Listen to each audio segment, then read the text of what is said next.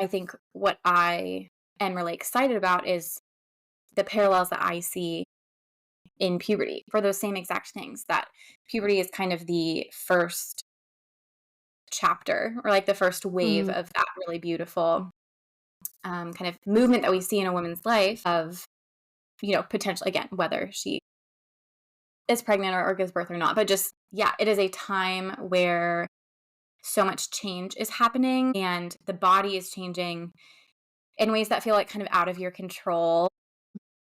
But yet that's the reality. So how can we frame it in a way that allows us to not control it, but to kind of have a sense of peace and surrender and reverence for what is happening, and trust in the process, trust in the body's wisdom, trust in God's wisdom and his creation. So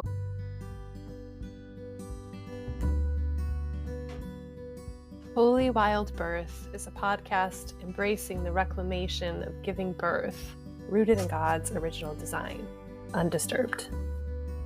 Here, we share homebirth stories highlighting God's presence as the great midwife, as well as conversations about all aspects of a holistic, spirit-led childbearing year. From the perspectives of myself, traditional midwife Lauren Hall of Rooted in Eden Private Contract Association, And me, holistic doula and birthkeeper Brooke Collier of Sister Birth. to choose a holy wild birth journey is to consecrate all your decisions unto the Lord. And to reclaim creation unadulterated by centuries of human attempts to control and improve upon what God has already called good. Please remember, birth is not a medical event, but a natural process. We are not your care providers, and this should not be taken as medical advice.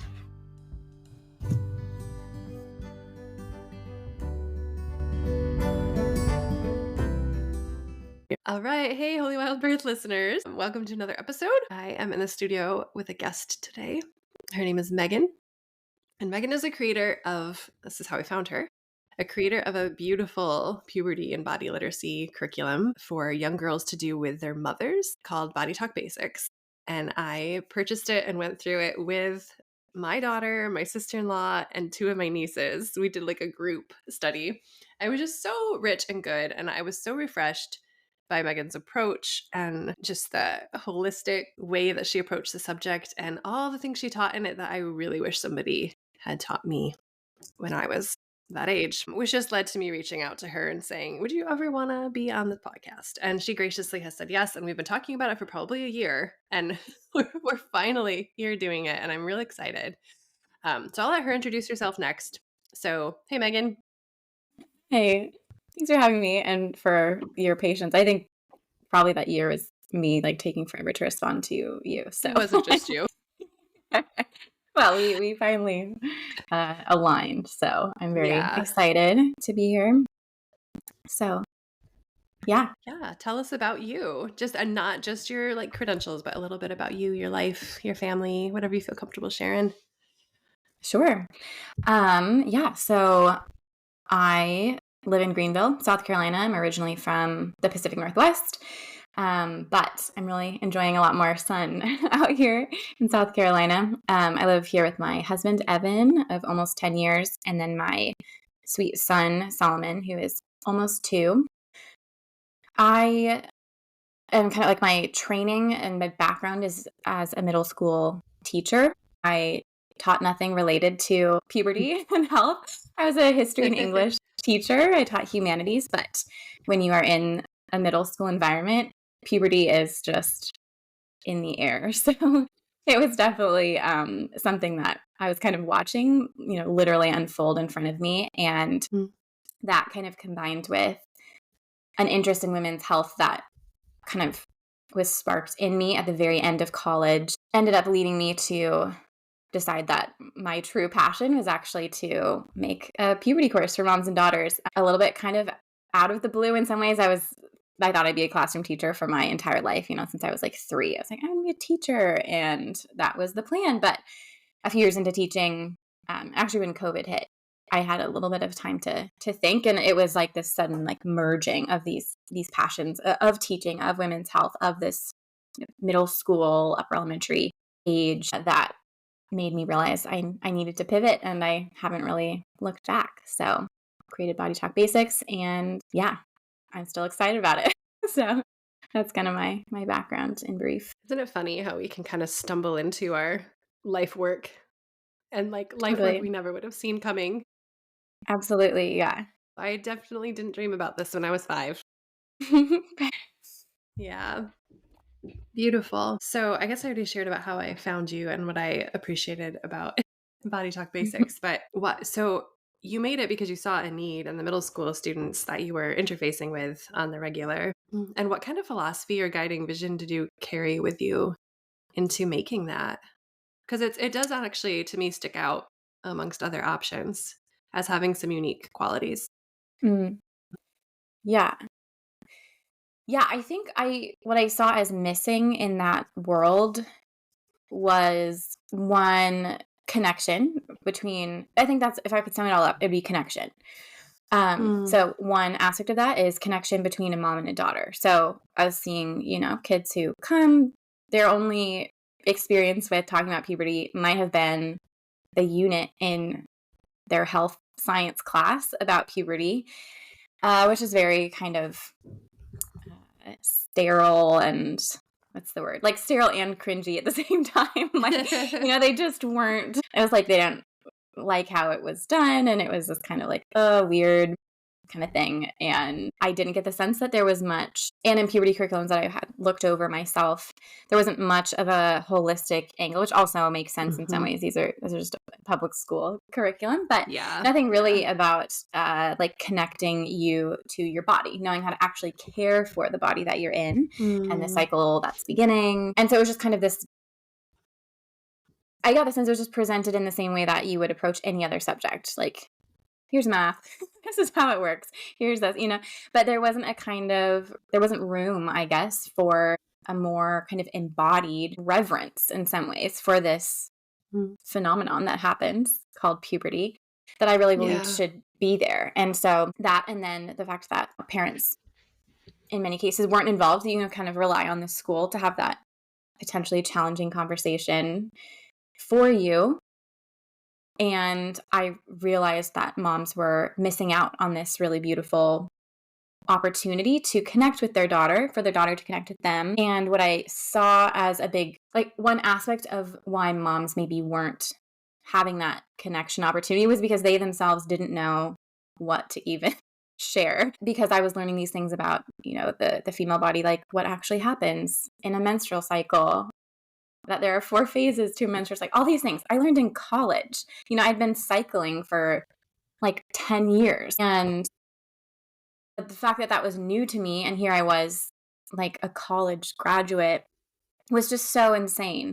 And so then that, spun me into the world of learning like, oh, period pain isn't normal. And there are actually lifestyle factors that can contribute to your experience of your period and just in your body in general. And the fact that that was like a light bulb moment for me is so fascinating to look back on, because it's so central to my framework now for how everything works. But I was talking to moms and, saying things like, oh, yeah, well, period pain isn't normal. And they're like, what? Like my period kit for my daughter has ibuprofen. It's, it's kind of like pain med. Yep. Not even, pain meds and pads. So I was realizing, okay, moms need this in some ways as much as the girls do, so that they can have this connecting experience over the beauty and design of the female body in this really important window of time in a girl's life. Anyway, that was kind of what I was seeing was missing from the field. And those are all the things I'm really passionate about. So it worked out to create something that I would have loved. And it's been fun to get the feedback that so many moms and daughters, like I can't tell you how many moms tell me, my daughter asks if we can watch it again. Or like we finished and she asked if we could just restart it, which is great. I was never expecting that. But I think part of that is just that they like to be connected to their bodies, and they like to be connected to their moms, which is something that I think we don't necessarily assume of preteens, but it's there. And given the right conditions, like they will, eat that stuff up. So The cultural message is that preteens are like starting to push away and want to be individuals and they're embarrassed by their moms and so I think moms often back off with the assumption that like their daughter's kind of done with them or something. Right. But no, like in our experience going through a course, my nieces and my daughter were eating it up. Like loved, especially with how those prompt the moms to share specific things about their journeys of growing up and whatnot. And they just loved it. I love It felt hearing like that. That's such so a great. special sharing time. It was also really cool. I don't know how many people you have do it in small groups like that, but for my daughter and her cousins to have like a shared language and experience Yeah. around the whole topic and bring things out in the open, like now they're not going to be shy to tell each other that they've had a period. Or Right. we Right. actually, I don't know if I told you this, we took them on a retreat. We went up to my sister-in-law's and brother's cottage for a couple of days with the girls, and we all the like DIY stuff you have in there, like the little Uh-huh. recipes for Yeah. making things to the period pack. We got all the like necessary materials to do those, and we just spent the weekend making those things and finishing up the lessons and Oh, I thrifting love and that. walking on the beach, and it was Oh, really great. I wish So I thank could have you been for there, helping but us I was build some kind of core there. memories. Yeah, I love that. That sounds so fun. And that's part of Mhm. yeah, I miss aspects of classroom teaching, of getting that immediate feedback, of hearing from Yeah. students, of connecting with parents and things like that. And so it was a bit of a loss for me when I decided on doing just an online Mhm. only kind of format. But the more I thought about it, I was just like, if my whole thing is connection, in part, I wanted moms to be in that primary Hmm. kind of driver's seat to be like, okay, I want to do a retreat. I want, with these people in the group that my daughter would love to be with. I want to do it every Monday night, and we're going to make it a little girls' night or whatever. Like moms Yeah. kind of see their family culture and their family setting and know what their daughters would feel kind of honored by. And so I love Mhm. hearing, things like that. Just all the myriad of ways that moms take this course and make it their own and fit it to their family. So that's so sweet. Yeah, you really created such beautiful raw materials for guiding people into conversations that you just often don't know how to start. I think Hmm. it's not that you're not willing to have them. It's just like how do you start the conversation? And Right. so um, feel like it was so helpful for that. And as a crunchy mom, I was very happy with all the kind of crunchy aspects of the course too. Oh, good. So yeah, so holistic and beautiful. And then I wanted to ask you this too because I knew when I was like kind of looking at the options, I could tell that yours was free of some things I wanted to avoid. Hmm. Certain gender ideology kind of points. Hmm.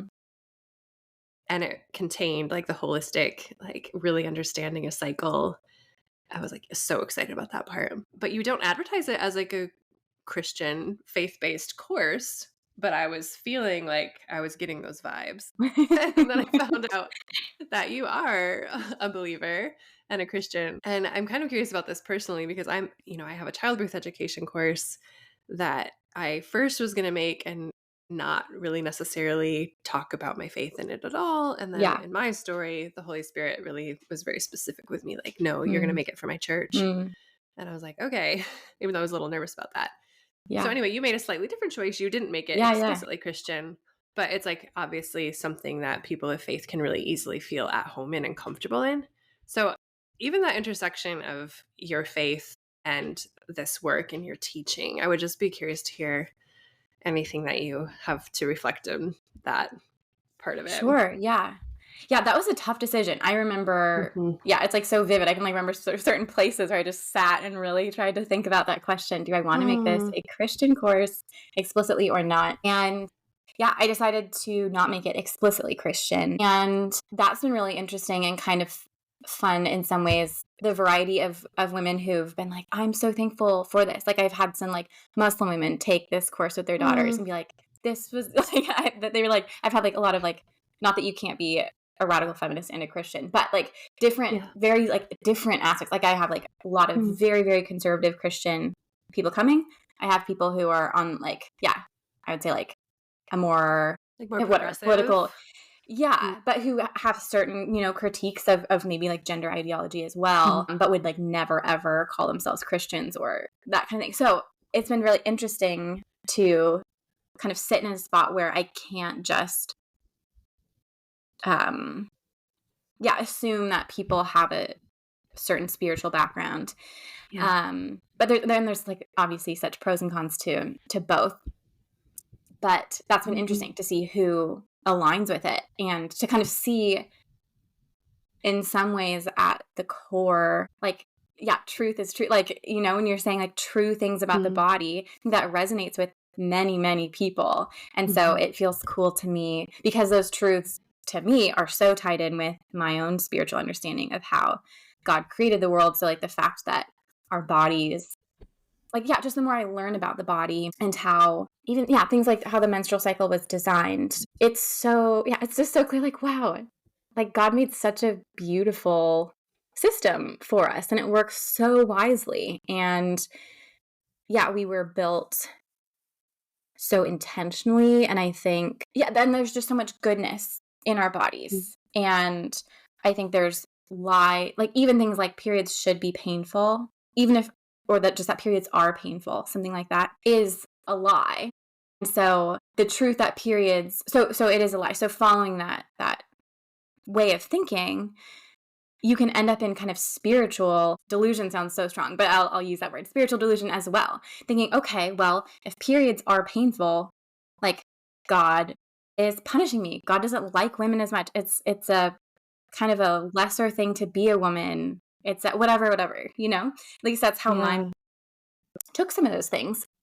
So it's not just saying something like periods aren't designed to be painful. They're, pain is communication from the body that it needs support. I talk about, PMS, please more support is what it should stand for. That. Yeah. I was so jazzed when I like put that acronym together. I was like, it works, You should be. There are some others that did not work. But so then you have that kind of truth that you're like, okay, I believe that. And then your thoughts about God start to change, wow. And I found that in birth too. Like I used to be terrified of birth, like from very, very young age. Like I would even read in Genesis, that women would have like pain in childbirth and, all this kind of stuff. And just, it felt so like God had cursed women way more than he'd cursed. And that's not even right, cursed. Like that, men just had pain in work. Oh, we all work, and then women have all these everything associated with childbirth, the period, like everything was just so kind of obnoxious and painful and this burden and like, why were women given this burden, And so when that all kind of flipped on its head and I started to see the design in birth and the beauty in birth and like come to the point where I'm so grateful to be a woman. Like I'm so honored to have gone through birth. I, thoroughly enjoyed giving birth. Like that is such a switch from what I used to believe, and my thoughts about God changed too. So anyway, all that to say, as far as like the intersection of faith in our body, I just think that we can, learn truths about our bodies that whether we connect them right now to God or later, it's there. It's these little seeds of truth that will sprout truth in other domains as well, And so that's kind of my hope in people watching it is that, through the work of the Holy Spirit, that those little seeds can sprout, into, I don't know how to finish that analogy, but, into a tree of faith or something. Yes, there we go. Yeah, that's so good. Thinking about how the message is that we fill our minds with about our bodies can have an impact on our view of God. Yes. Yeah. I love there's just like no duality in that statement. There's not this mind or this body and spirit like disconnect. It's like they're so interwoven that to touch one is to touch the other. And so, right. Yeah.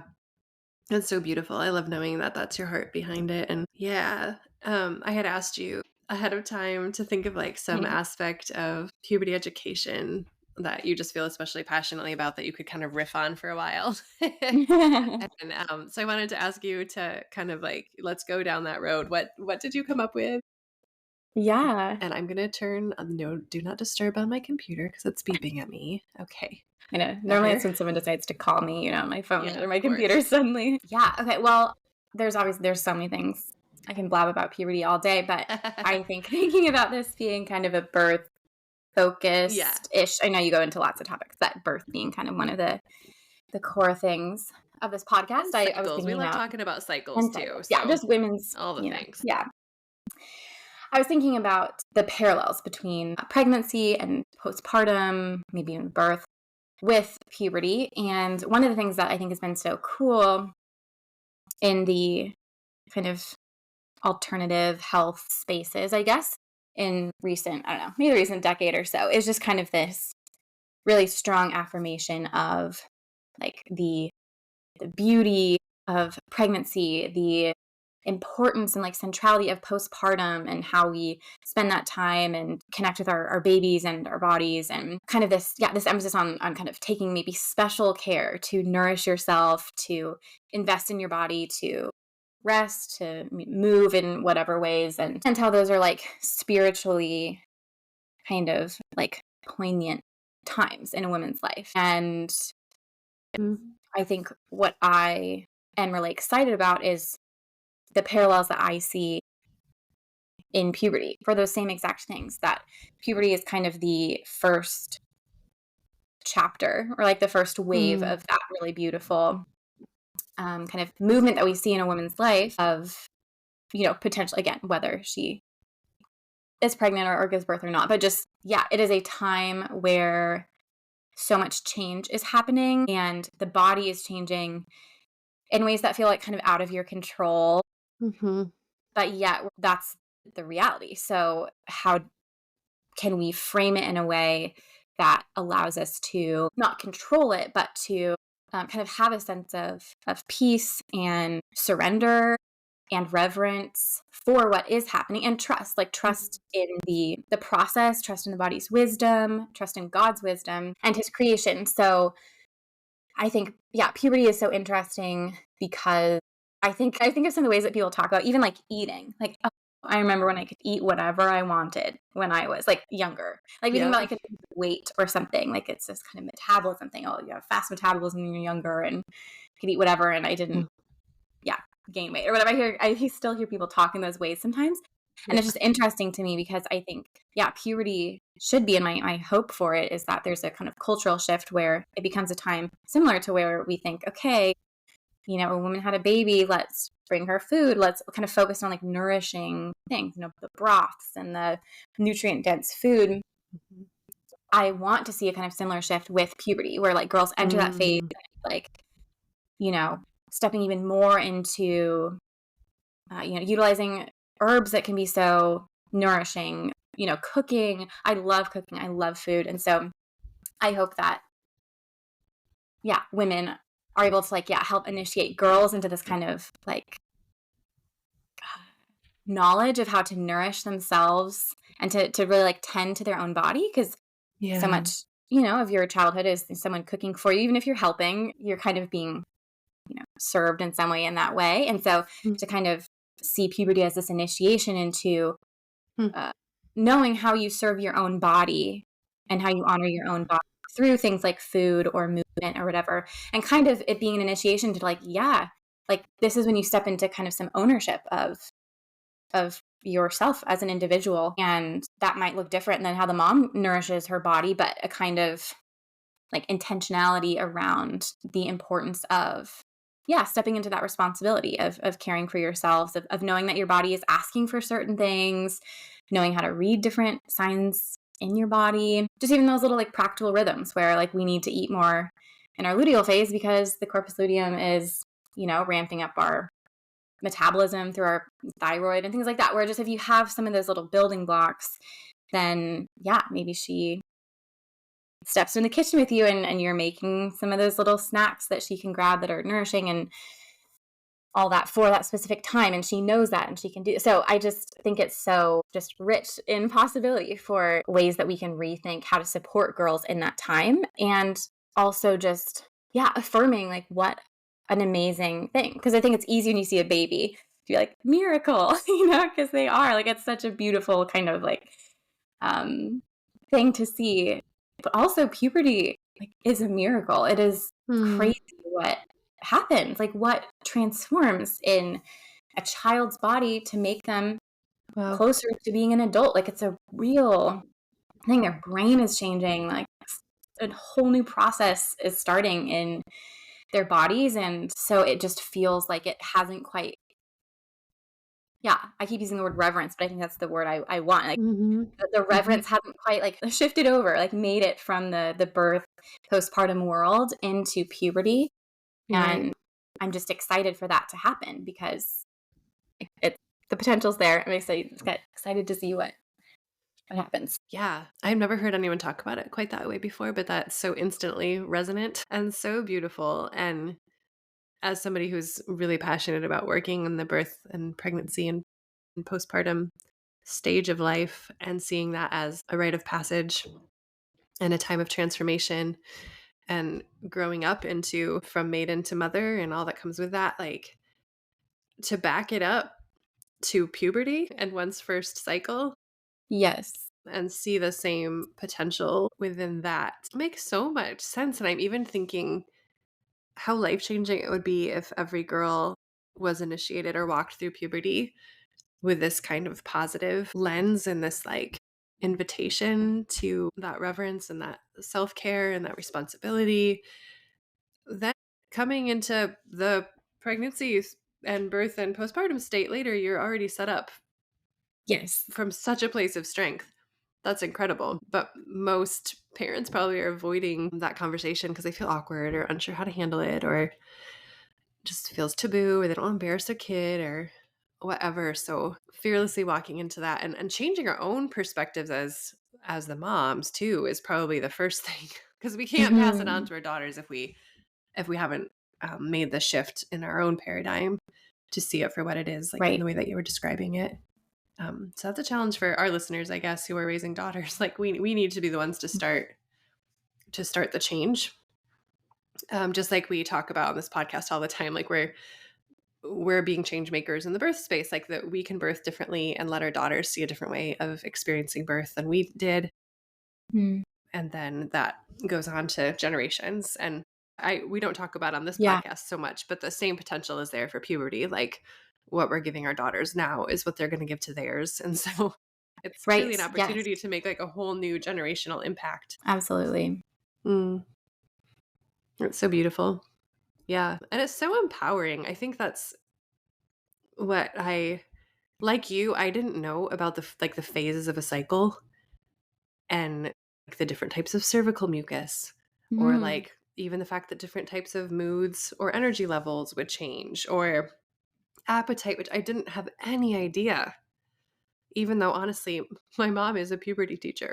She wrote public school puberty curriculum. No way. And she was my puberty teacher at school. But oh my gosh. Isn't that funny? How mortifying also. Were you mortified by that? Or? Yes, it was. Okay. Of course. Yeah. She was called the puberty lady. They would just bring her in for like a week every year to teach puberty to the middle schoolers. And I was the puberty lady's daughter. Right. That's what every middle school girl's dream. And she was so good at it in so many ways in terms of like creating a really judgment-free space. And she had this question box where people could submit their questions anonymously. I love so that. Nothing is off the table, like ask what you need to ask. We don't have to be weird about it. Which sometimes got her in trouble at my conservative Christian school because they didn't think she should be talking about certain things, even if the student initiated the conversation. Amazing. Anyway, neither here nor there. Somehow that piece of it, that like the phases of the cycle and how to work within that and recognize it for what it is and understand what's normal. And that was not part of the conversation. And I don't think it usually is in schools. It's the body literacy part. That is so empowering. When I learned it in my mid-20s, like really my mid-20s, got a copy of Taking Charge of Your Fertility. Yep. I was like, mind blown. Mind blown. And I think even like when you're in puberty, it is emotionally tumultuous because it's hormonally tumultuous and the two are connected. And so how freeing to be able to tell your daughter when she's like, extra reactive. Oh, and look at what's the phase of your cycle you're in right now. That's probably part of why you're having a harder time dealing with what you're dealing with right now. So what would it look like for you to be gentle with yourself and give yourself what you need right now so that you can feel better? Totally. I just feel like it has so much potential to save girls from entering into these dark, insidious narratives in their heads about what's wrong with me. you know? Absolutely. Yeah. Okay. So I'm so grateful for just the perspective you bring and those dots you've connected for me today between the just needing to bring the same kind of energy and care to puberty as we do to the childbearing year. And I just love it. Okay. So would you go ahead and tell everyone what you do include in Body Talk Basics? Sure. Yeah.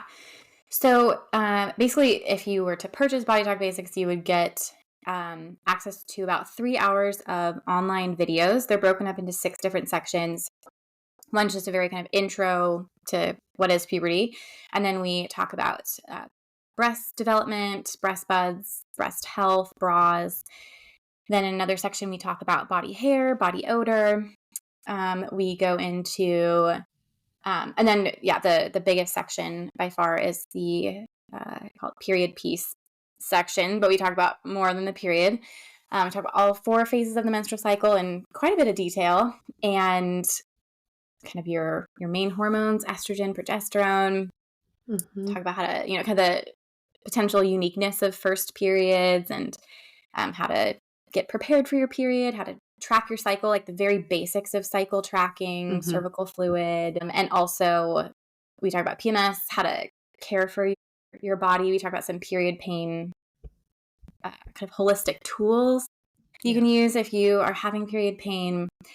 And then the last section of the course is called Common Sense Care, and it's an acronym. So we talk about sleep, exercise, nourishment, skin, and emotions, and dig into kind of how to care for yourself in all of those areas with some practical tips and prompts and activities. So you also get a course box where you have a workbook for mom and daughter, because throughout the videos I have kind of prompted questions. And then you also get a course book, which is essentially the videos in book form. I know for many of us, I think books were the puberty education. And so I think they can be so useful and so great that I wanted the connection to be the main, like the first kind of initiator of the conversations.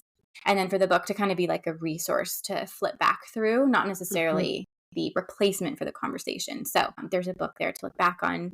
And then you get a bunch of little like online downloads, like cycle trackers and body logs and DIYs for, magnesium sprays, skincare you can make from your kitchen, just some fun stuff like that that's kind of meant to continue that, building the skills of how to care for yourself. And so that's Did you say the workbooks already? Like the mother and the daughter versions of it? Yes. So you get a workbook and missed that. Fill those out. Yeah, I like that too. Yeah. So it's a fun time, and you have lifetime access. You can take it with, multiple daughters. You can order additional workbooks now or later kind of thing. That's been a common question I get. But it's meant to be kind of utilized however you want. Moms could watch the whole thing, and I even sometimes encourage moms to do that, to watch the whole thing ahead of time and kind of figure out what their daughter's ready for, and to go from there. You could watch it all in one weekend. I have some moms who start it with their daughters and then wait like a year or two to finish, just as their daughter's kind of going through puberty or whatever. Like they might start with breast buds and then feel like, because that's what's coming for their daughter. They just want her to kind of have that piece, and then they layer in other things. So there's so many ways. Good idea. Yeah, but I like that ability. Yeah. Yeah, I loved having both the online parts and it physically anchored it to have like the workbooks and the book and like that box in front of you. Yay. I like that because I love physical things, Me too. Yes. In fact, you were part of what inspired me to finally finish making a physical workbook to go with my course too. Because Yay. I'm so glad. It matters. It's just when you have something you can touch and interact with and write in with your hand, it's just, it drives the learning in deeper. It does. Yeah. I think there's that little touch of embodiment that I think is really important. Yeah. Yeah. So anyway, I will just say, to anyone listening, I would highly recommend Body Talk Basics to anyone who's raising a girl in the, her, ages 8 to, you never know when puberty is going to come these days. I know. To 13 or so. I say what do you say? What age range do you usually? I was going to say the course I kind of designed for 8 to 14-year-olds. I've had moms take they're 16-year-olds and they were like, this is really helpful. So it can be kind of retroactive too. If you feel oh dang, I missed the window. No, you didn't. it's still so Excellent helpful. point. Yeah. Yeah. Or like if you have a daughter who didn't know about the 4 phases of the cycle and all the ins and outs of that, and she's like 3 years into cycling, and now it's like, oh, Yes. you should know more about this. Like it's not too late. It's not too late. So, Yes. And I really yeah. try to not, it's not babyish. Like even the illustrations, I commissioned a friend to do the illustrations. They're not like cartoony and weird. I try to make everything very kind of beautiful. And Yeah. it was kind of my attempt to, like be like this, there's dignity in this process. It's not like either like too adult or too babyish. It's beautiful in its own stage. So I wanted the design to kind of reflect that. I think you nailed it. Thank you. Your tone in the way that you speak in the videos, it never felt condescending. Oh, good. It felt really like you were just leveling with my girls, well, my nieces and my daughter, and they never seemed like annoyed by like, oh, is she? Right, Like, yeah. Okay, I wanted to have like the older sister vibe, like, hey, I'm just taking you under my wing here, not like, I think that comes across really clearly. Yay, that's good. Well done. Well done, you. Thank you. It's hard to watch yourself engage that, you're like. I know, it's so hard. Yeah, we're always more critical of ourselves, but I just think it's really fun for me to hear you talk about your heart behind a lot of this, because as you're sharing that, I'm like, oh yeah, that came through. So it reminds me of how important it is how we posture our own internal environment before we undertake a project, because it will bleed through in between the lines of what we create. So true. Okay, so we're going to obviously put in the show notes a link to find Body Talk Basics, so you don't have to go Google searching randomly. We want to make sure it's easy for you to find, so that will be there. And then I know, since this is a birth podcast, and it turns out that we're going to make a hard pivot here, Megan is also a home birther. And so I just said, would it be okay if, as a fun bonus, we also include your birth story? So this is going to be a funny episode, jumping from puberty to birth. But although now we know they're connected, so. Right. There you go. Yeah. So you said your little guy is 2-ish right now? Yeah, he'll be 2. Halloween, October 31st is his birthday. So. Oh my word. My little guy's 3rd birthday is October 29. No. Anyway. So yeah, I would love to hear the story. Sure. Where do you want start? Me to? Wherever you want to start. You can start with your pregnancy if you want, and what that was like, and how you made your choices about how you were going to give birth and where and with whom. Sounds good.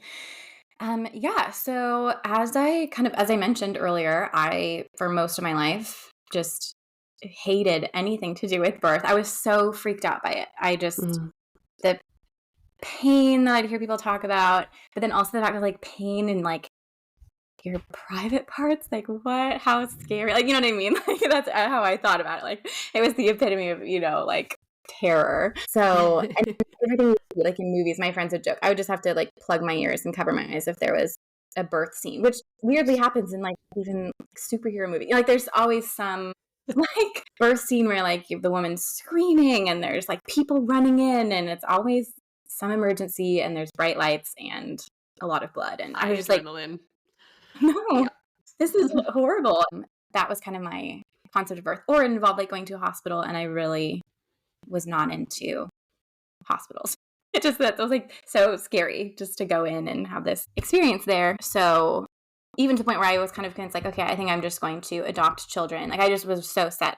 Did not want to go through birth. Wow. And then I started learning more about the female body. I think because fertility awareness was what had come up when I was looking into things, somehow then I stumbled into like someone sharing their unassisted birth story on just a blog. And it was the first birth story I could read the whole thing without like feeling sick to my stomach or like wanting to walk away. That was so beautiful and so simple in some ways. It was just kind of uneventful and a very eventful. Yeah. Like a new human is born also, but they're just in their bedroom. So my mind was kind of blown. I mean, I'd heard people had home births and water births and, things that felt like edgy, but I just didn't really have, much context for it. And so then very shortly after that, I think I somehow found the Free Birth Society podcast. I mean, this was like a long time ago, like, 8 years ago or something. Yeah. And just could not stop listening, just kind of binged every episode, got into binging other kind of home birth podcasts. And then I became this like birth evangelist. My friends are like, who are you? Like, you hated birth, and now I'm talking about it's like hormonal cascade and all of these things and how beautiful God created us to give birth. And so I became kind of excited at this possibility of giving birth. So anyway, then when I was pregnant, I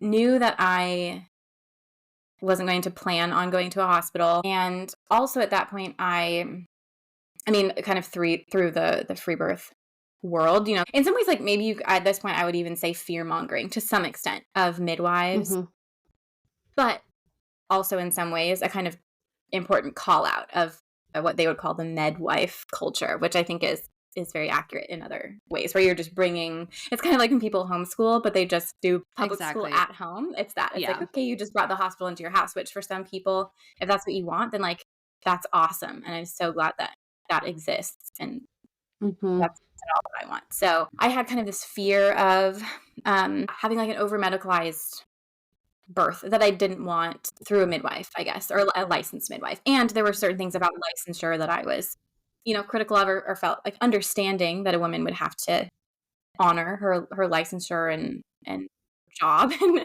do certain things that I would be comfortable, not having. So for example, like, going over 42 weeks or something like that. Yeah. I just had too many friends who'd gone with midwives and then had to get induced and all of that whole thing. So I just didn't feel comfortable with that. So I had prayed about it. And one day these two ladies showed up to the women's circle that I hosted at my home, and they were Christian women, and they both like worked outside the system supporting women in birth. Oh, wow. One had just moved there to California, and so it was like exactly what I had wanted. And so I, my pregnancy was amazing. I just loved it.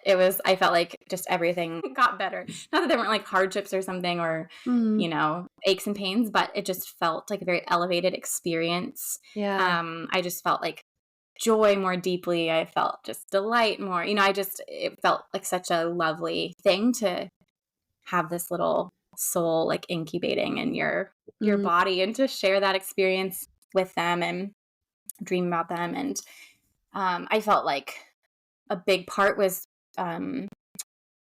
like my like mental, the way that I was trying to kind of take more ownership and control of my thoughts and perspective, I guess, as well. And some of this was through, I took Yolanda Norris Clark's Portal live course with her while I was pregnant. And so a lot of just kind of what I took from that was an encouragement to just play with your thoughts and to play with even statements that people would say that were kind of just accepted as true, and to just like flip them on their head, or to say, to play with the opposite. Like, what would it sound like?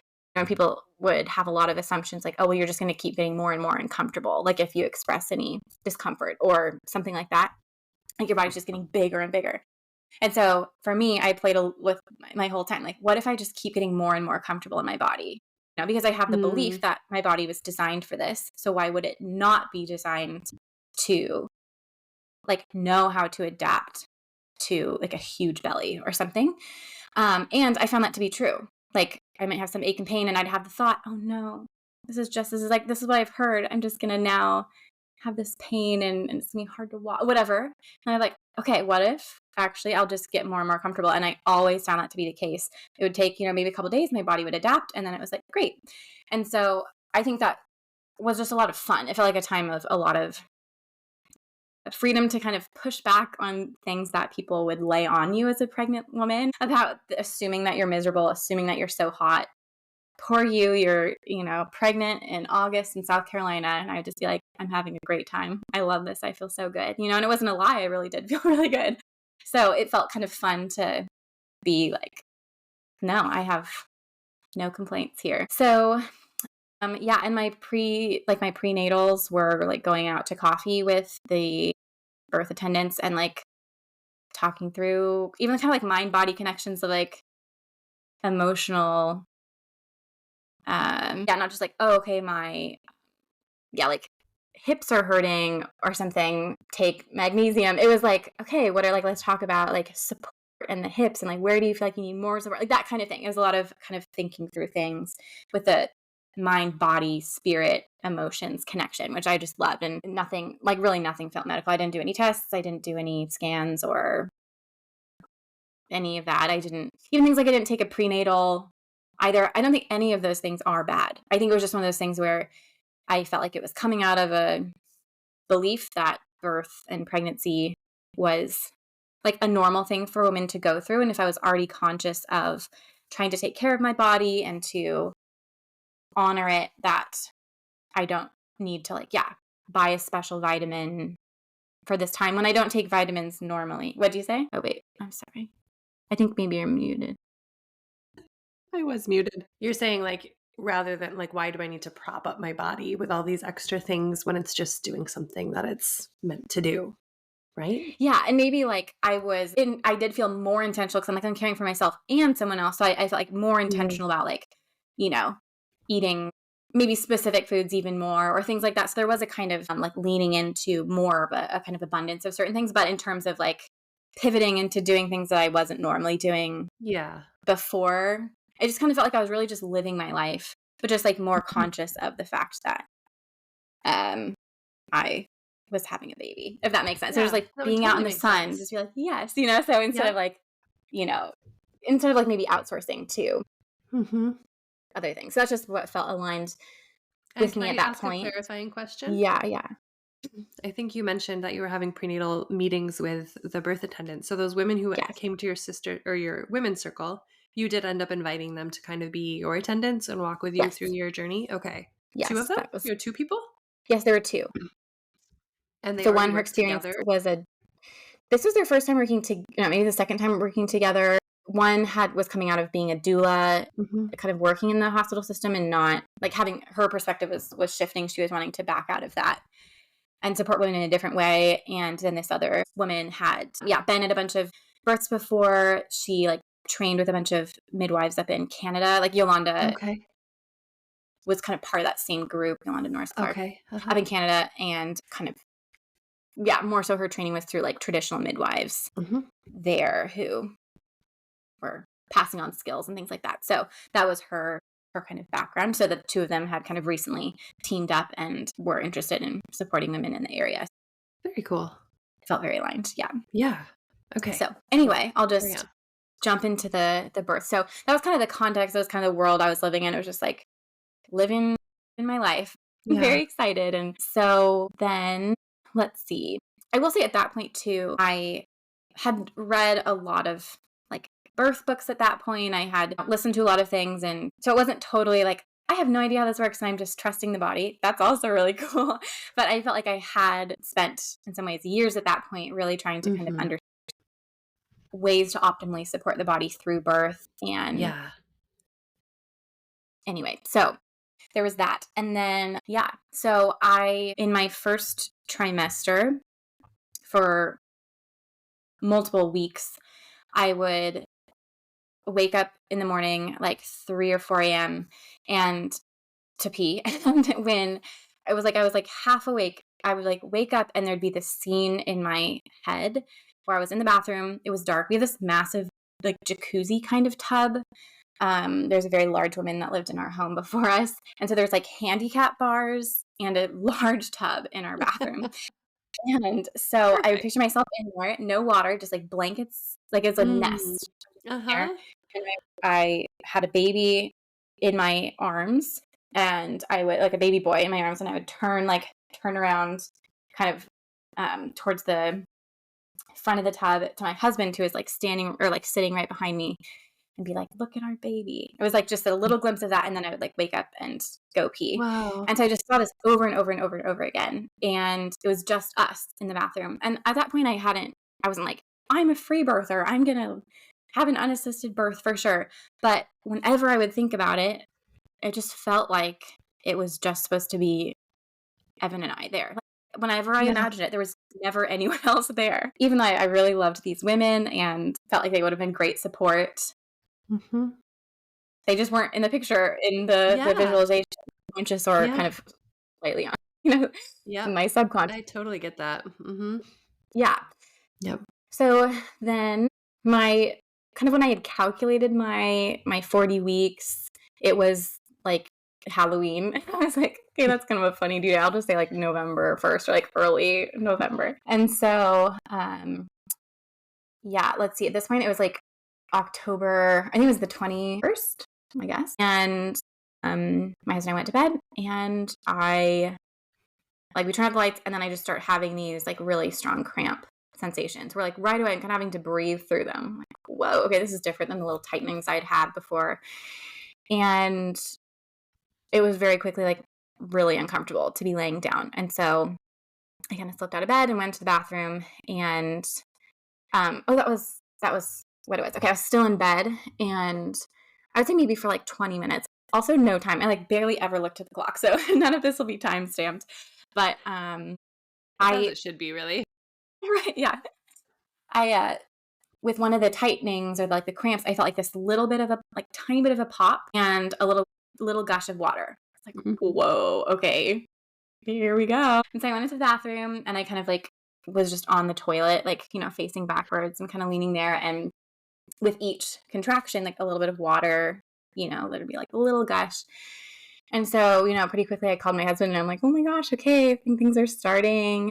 And like I think my water broke or is breaking. And yeah, a couple hours into that, I was like peeing and pooping, like all the things I'd heard, like my body's like clearing itself out. And I'm kind of thinking, whoa, okay, this is moving along here. Wow. And yeah, I was breathing through, and had some visualizations that would come to me, and like the blowing up a balloon with like a little boy in a cart. We were like both, blowing and going up a mountain together with our breath. And it felt like it perfectly matched kind of the intensity of the contraction, but I would have to really kind of breathe a lot of like, strong breathing. Yeah, so my husband was there with me, and I told him like, I just kind of want you like in the corner or like helping me if I ask, but don't look at me with like pity eyes, or don't really look at me. And so he was perfect. He was just kind of, praying like in the corner, and I just felt like I could be in my own world. And then kind of went throughout the night. Felt like contractions were somewhat consistent, but again, I have no concept of how long they were or how far apart. Then it started getting more towards morning, and then just everything totally stopped. And okay, I had been to one birth before, which was my friend Karen, and her birth, she like labored through the night, felt like she was getting really close, and in the morning just totally stopped. And then it kicked in the next night, and she had the baby like in the night or like the very early morning that next day. So I was like, this is a Karen situation. Like I was bummed. Part in my head, like, okay, it'll be like tomorrow. This could be within the realm of normal. This is a thing that happens sometimes. I don't need to freak out. Yes, exactly. Yeah. So like, okay. So I kind of tell my midwives.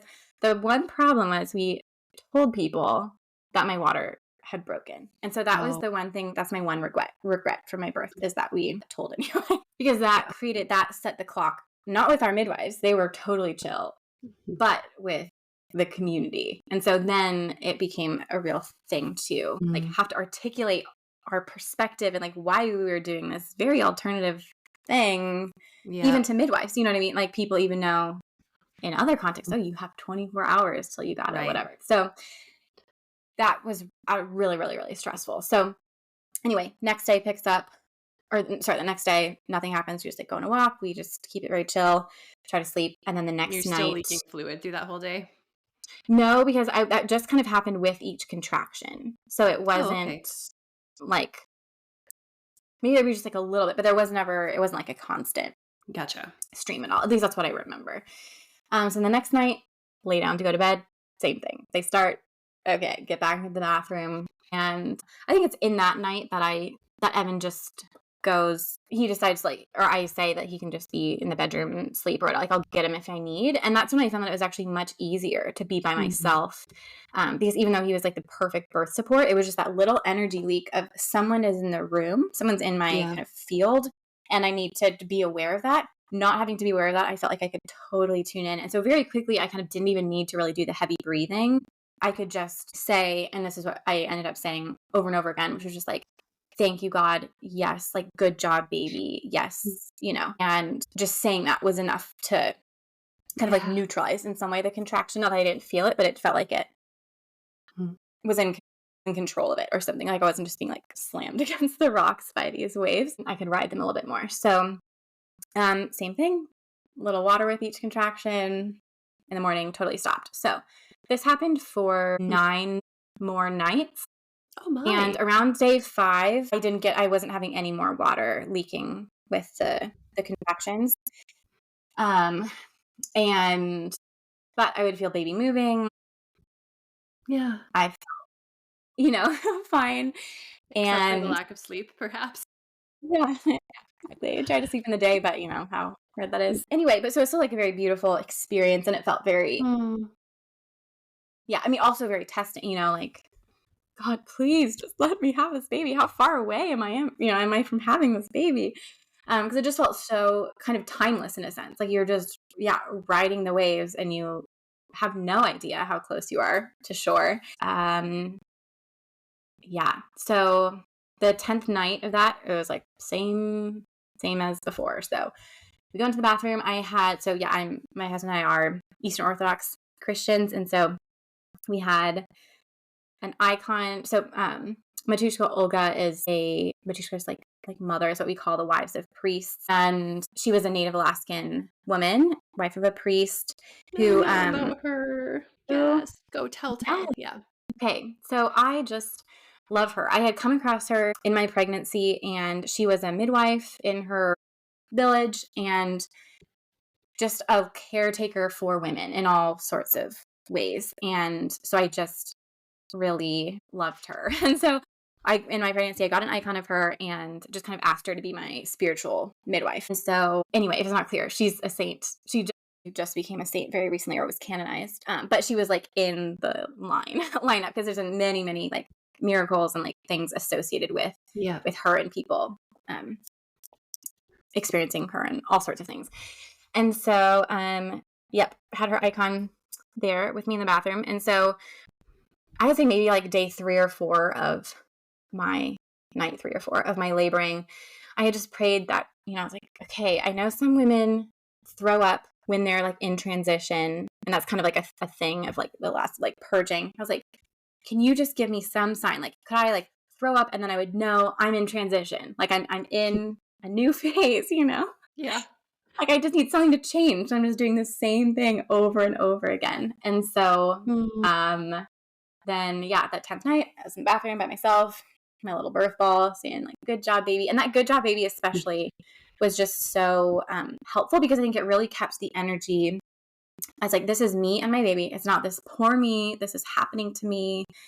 I have to go through this as some like sacrifice to my baby. It's like, no, this is this powerful initiation that I get to go through as a mother. My baby gets to go through, and like, I'm here for it. And it felt like that in many ways was the initiation of me stepping into like a maternal, like, good job, baby, like feeling it and thinking my baby also is having to like deal with this intensity. And so I felt like keeping that focus on that little being was really, really helpful. And just trying to think about like I would feel like the intensity as like I would try to imagine that it was like the love of God like beaming into my baby. And so I had to just like surrender to it and just be like, okay, like let as much of that love like hit my baby as possible and just like be that vessel kind of. And so anyway, keep getting sidetracked. So last night of the laboring, I'm in there. It feels just more like the same. Like it didn't feel like more intense or more regular or anything. It was just like the same to my senses. And then I was just getting so tired, or I was so tired at the point. So I was like, okay, I'm going to lay down for 3 contractions and just kind of like try to close my eyes in between. And so I did. And then when I woke up, I had to throw up like so bad. So I grabbed the bucket. I told my husband, I'm going to throw up. So I throw up.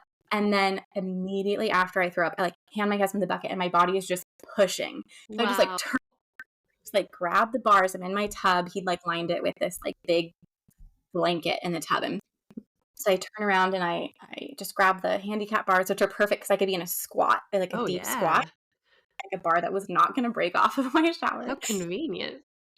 And it was like, I had heard birth videos before where women are kind of making these like roaring sounds or these kind of things. Mine, my husband described as like a symphony warming up, but no one is warming up to the same song, like where it's just like the like just crazy. And it was a very out of body experience because I'm like listening to myself thinking, what kind of sound is that? I've never heard anyone or anything make that sound. And it sounded really intense. But I mean, the feeling was just of like my body totally pushing on its own. And I just had to like surrender to that and give in. No one could have told me like, don't push. It was just Right. like, well, I am. There's no stopping this. And it felt really good. It felt so productive. There was nothing about it that felt like painful or whatever. It was just sounding so crazy in like the way that it felt like the intensity was coming like into my head through my vocal cords and then like down into my body and through me and just doing crazy things with my voice is kind of what it felt like. Oh, sure. And so in between, so I'd have like that pushing contraction and then it would stop.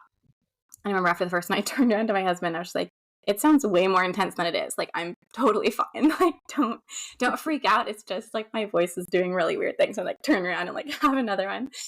And so maybe like 3 or 4 into those, I like got control of my voice again and could just say like, good job, baby. Like, yes, thank you, God. And so then I felt like I just had to say that as my body was pushing. And I was telling people initially that he was born in like 10 or 15 minutes. And my husband at one point was like, I think it was longer than that. Like, I think it was like closer to an hour, but it felt so fast. Huh. Multiple contractions in, I just said, Madushka Olga, help me. And it wasn't like, I didn't feel like anything was wrong. I was just like, oh yeah, like I want her here. And I heard her voice say 3 more pushes and then the head. Wow. And that was exactly what happened. And so, and again, I wasn't pushing in a sense of like forcing anything. It was just like, I was kind of like, okay, like we'll see what happens. And so at that point, my husband was like, do you want me to call the midwives? And so I heard her say that and I was like, perfect. Okay. Like they're going to not be here right away. They'll be here after. It'll be us. And so of course I hadn't told my husband any of this either. But I turned, I'm like, yeah, you can call them. So he calls them and he comes back in and 3 more pushes. His head and his just entire body slides out. And I hear my husband say like, catch your baby. And so I like caught him and like picked him up and he was crying and just so cute. And his ear was folded over in half. It's like, okay, that's fine. Interesting. I you must have gotten that folded in your birth canal somehow, or in your pelvis. Exactly, of course. Actually, it popped back up, but it was just so sweet. And I had that exact. I was in the tub. My husband was behind me, and I just got to kind of turn around and be like, "Here's our baby." You know, it was just like you'd envisioned. Exactly what I'd seen, and so it was 3. He was born at 3 a.m. On the morning of the 1st. So about 10 or 15 minutes later, one of the midwives came and kind of helped coach me through the placenta. Like we waited, of course, for a while. And once we felt like it was ready and I was ready to be kind of out of the tub, she helped me pull, like I pulled it out, but she kind of coached me. And she just said, which was so helpful, she's like, just imagine you're pulling out a tampon. I was like, okay. And that was exactly what it felt like that feeling of like the resistance of like coming through the vaginal canal, but it not being like painful. I had to like, once I saw that, like I could feel like I could let go. And my body wasn't resisting that feeling, that little feeling of like resistance. You know what I mean? Because there's like a natural, like it has to still kind of come out. It wasn't just like, it didn't fall out or anything. But it wasn't painful. It was just a weird sensation. And the cord is so weird, you know, like such a weird little slimy, beautiful thing. So got the placenta out and then, she cleaned up everything, got us settled into bed and that was that. So if I was just like, on a high and I don't think I tore or anything. Like I just felt good. I wasn't gonna like do anything unless it was something like really crazy major. But I just felt like, it felt like that was one of the things early on when I was talking with one of my midwives, where she was like maybe this will be. It's just like your body like so gently opening that you have like just a very gentle kind of birth and experience. And in some ways, that is kind of what it felt like, even in my body. That it just was like, a gentle, like all those 9 nights leading up to. I always like to say, no labor is wasted labor. Yes, I always trust something is happening that's going to be useful for you later. Yeah, and maybe that's what allowed you to go kind of from not 0, but when you're ready to push, you were ready to push. And I wonder how much opening you've done before you even got to that 10th night. Yeah, and that's what's kind of interesting about not having any checks either. Is I had to, yeah, I didn't have like a number to either get in my head or to cling to. I had to kind of use other signs. And it was interesting, like people would always say, like, oh, transition is where you like lose all hope, or where where the woman turns is like, I can't do this. And then they say, like, you can do this. You are. Like, I didn't have that at all. And not that things I are guess the challenging. closest you had was, I'm so tired, I'm going to lay down for 3 Right. Yeah. contractions. Was But that I your didn't transition have like, moment? yeah. But that was interesting. And then the other thing was like that you wouldn't really be like, you'd feel like you were totally in a different realm. And even though I had a little bit of that out of body experience of like hearing my voice, it felt like I was very in my body and in my mind still. Like I wasn't like out in La La Land or whatever. Yeah. So that was interesting too, that I felt like I could have turned around and like had a conversation and then like push the baby out and then turn around. So some of those things that I've heard some stories where women are, or even have a friend where kind of her progression in labor was totally discounted because she was able to be, she was so kind of like articulate. Yeah. It's like, you must not be very far. And so it was really nice to not have anyone, there were no layers put on me of like, this is where you are. I just had to kind of in myself be along for the ride. And it's just part of the process, as outside witness, you're having to just try to make your best assessment of the situation. So there's no like judgment there. Like people have to make their own call. So it was interesting to have a few different examples in my birth of things that were kind of definitely outside what I had heard of like the norm or like what's going to happen. And so to have to kind of hold those and just be like, no, but this still feels right. It's still working. Like, I think labor and birth delights in breaking the rules. So yeah. Anyway, but yeah, that's a beautiful story. Absolutely beautiful. Thank you for listening. Wow. Thank you for sharing it. Yeah. Okay. So I'm like, part of my brain is like, I'm so interested in like thinking about how for 9 nights, right? Like your body was working really hard and your baby was working. And like often when there's prodromal labor, we think maybe the baby's position isn't quite right. And what's going on in prodromal labor is that the uterus and the baby are trying to kind of work things out to get everyone in just the right, like lined up. Yes.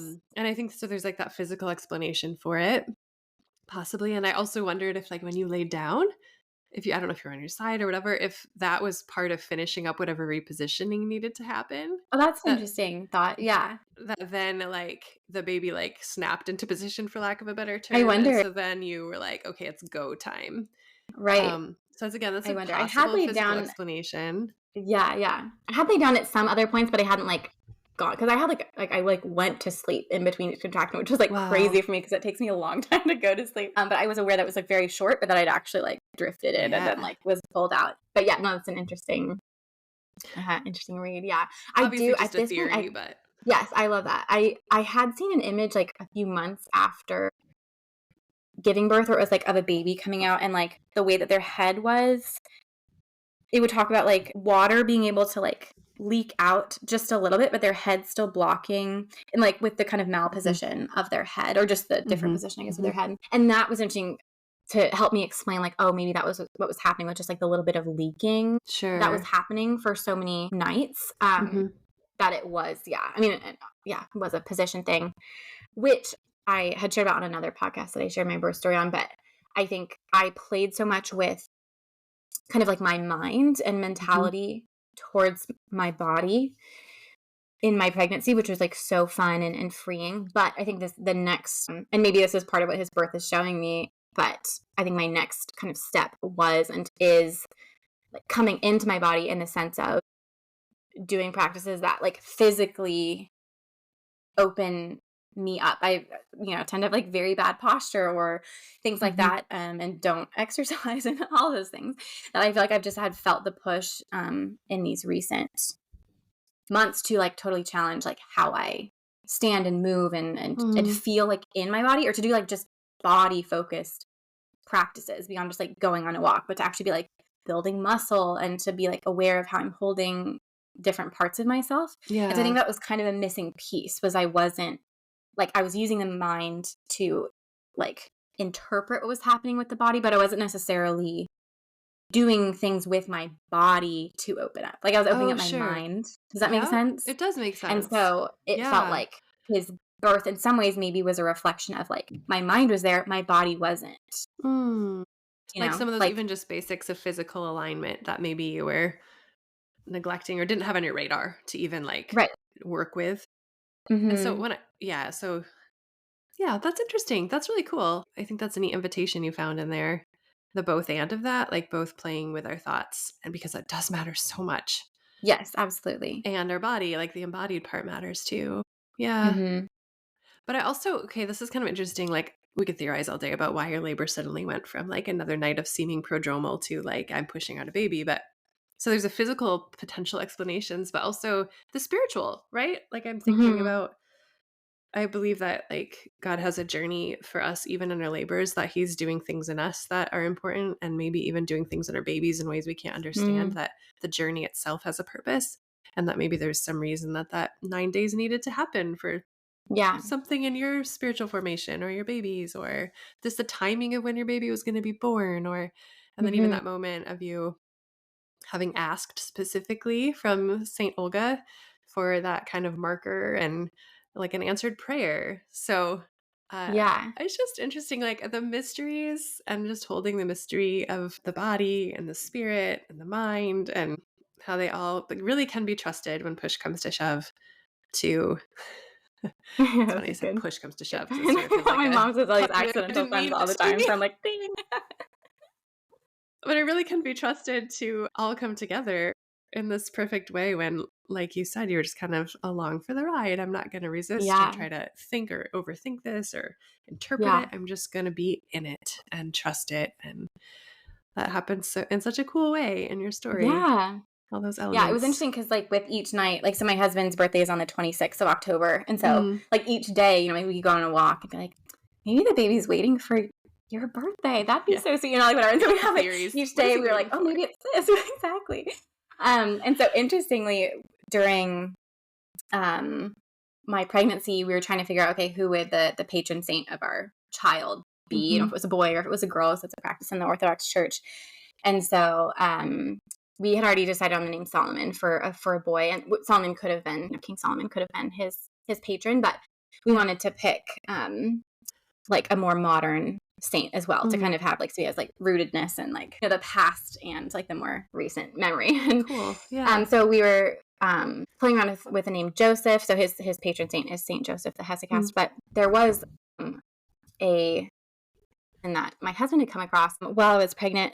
His name is Jose, who I'm like pretty positive. I can't remember if he's like, again, like up for canonization or if like he is a saint currently. But his name is Jose. He's from South America, who became the icon bearer, I guess, or protector of this icon of the Mother of God that is a kind of like a miracle working icon, where it just started spontaneously. I don't know if you've heard of these, where they start pouring myrrh, and it's like Yes. doesn't I make any have read sense about at all, but that. it's just like Yeah. pours out, and you can see videos of this. It's Drenches crazy. And I've known everybody in its multiple scent. people.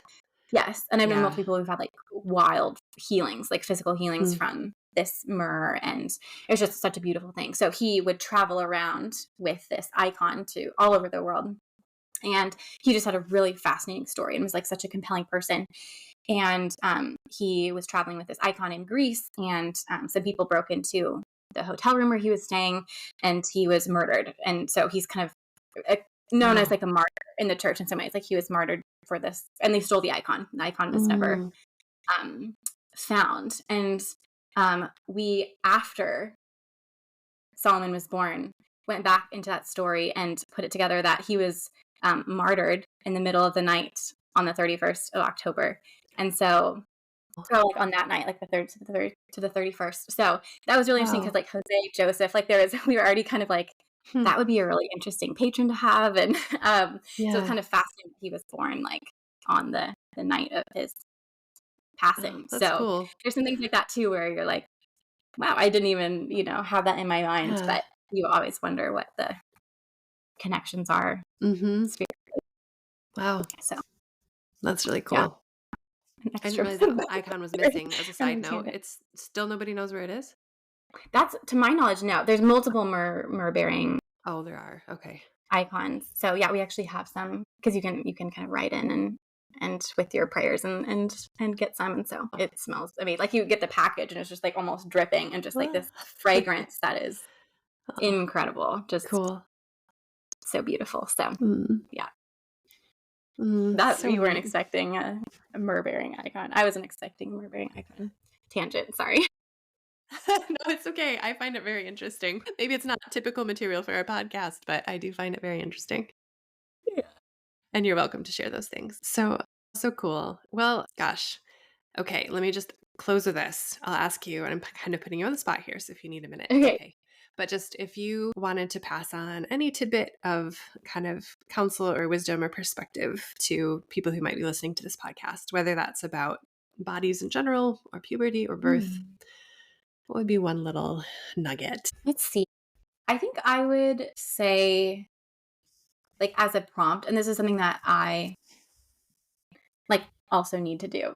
But I obviously thought about it many times, but thinking about like asking yourself how the love of God is evident in your body, like how that's like written into your body, and just like see where that takes you. I don't like there's a right answer or a wrong answer, but just to like look for evidence of that, to in some ways like challenge God to prove to you like his love in your body's design, whether that's even through like a symptom of something that you don't like, or that feels like a challenge or like a burden or something. And now that I say that, I'll probably have like a major situation come up that I have to like it's be true, to have to do that myself. But that's like at least the perspective that I want to have and that I'm striving to have, because I do believe that's true. I love that. Thank you for that.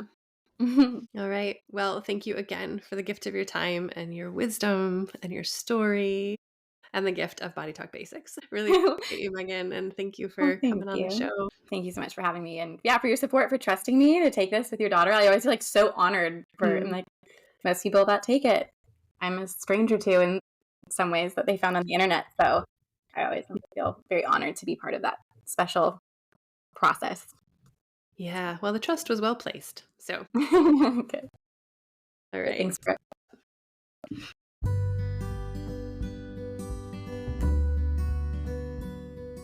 Thank you so much for tuning in to this week's episode of Holy Wild Birth.